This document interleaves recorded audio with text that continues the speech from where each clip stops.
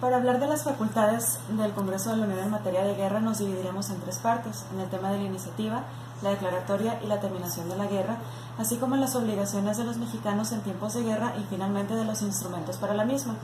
Hablando de las facultades del Congreso de la Unión en materia de la iniciativa de guerra, recurrimos a los artículos 89 y 73 de la Constitución Política de los Estados Unidos Mexicanos en las fracciones octava y decimosegunda respectivamente. En este sentido, el maestro Atena Ramírez hace un razonamiento para la iniciativa de guerra, en la que ésta recae básicamente en el presidente de la República, pues dice que en el artículo 71 de la Constitución se establece que quienes tienen facultades para presentar iniciativas de ley y decretos, es decir, el Ejecutivo Federal, el Senado, la Cámara de Diputados y los Congresos de los Estados, pues tendrán lo correspondiente. Sin embargo, en materia de relaciones exteriores, esta recae únicamente en el presidente de la República y es entonces él quien tiene pues esta facultad. Pues en razón de la fracción décima del artículo 89 es él quien maneja estas relaciones. Además, el maestro Atena Ramírez abunda en que el Congreso no puede hacer esa declaración si no obran razones que le dé el mismo Ejecutivo y pues su actuar comenzará con estos datos que le brinda el presidente de la República. Es así que entonces se generará una iniciativa que seguirá todo el procedimiento legislativo dentro del Congreso de la Unión, es decir, Cámara de Diputados, Cámara de Senadores. En lo referente a las facultades del Congreso en cuanto a la declaración de guerra, nos remitimos de igual forma al artículo 89, fracción octava de la Constitución, y de acuerdo también con la fracción decimosegunda del artículo 73, se faculta al Congreso para, y cito, declarar la guerra en vista de los datos que le presente el Ejecutivo, y la fracción octava del 89 le autoriza al presidente declarar la guerra en nombre de los Estados Unidos mexicanos, previa ley del Congreso de la Unión. En su caso, luego de que el Congreso declara la guerra mediante una ley misma, esta solo tendrá efectos dentro del país y el Ejecutivo, ya que, como lo mencionamos, es el responsable de estas relaciones, tiene la obligación de informárselo a las demás naciones exteriores, aliadas, neutrales, beligerantes o enemigas, para efectos del derecho internacional. Y finalmente, en lo relativo a las facultades del Congreso de la Unión, en relación con la terminación de guerra, esta concluye generalmente con la celebración de un tratado, y pues los tratados también son facultad del presidente de la República junto con la Cámara de Senadores.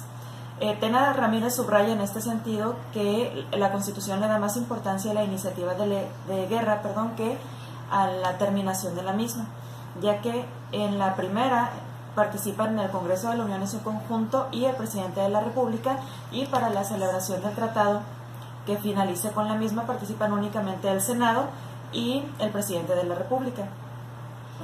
Además de que se contemplan previsiones especiales para la iniciativa y no tanto para la terminación de la guerra.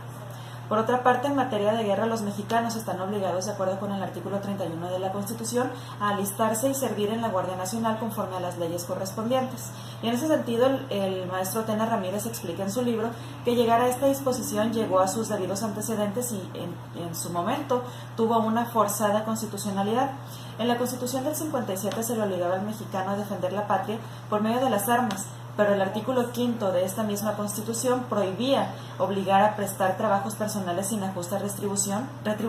y sin pleno consentimiento. Esta situación apenas triunfaba en la Corte, de tal modo que en 1898 hubo una reforma que le quitaba a este artículo 5 ese como candado del servicio público y proponía una excepción en el servicio militar para pues brindar estos servicios a la nación.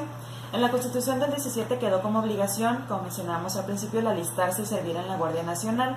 y desaparece la de servir en el Ejército como tal. El maestro Atena Ramírez señala que hay contradicción porque no todo mexicano es ciudadano y no todo ciudadano es mexicano. Entonces pues hace ahí una argumentación referente a esto, y pues menciona que no se puede obligar a servir en el Ejército a los mexicanos que no son ciudadanos y a quienes no llenan los requisitos del artículo 34.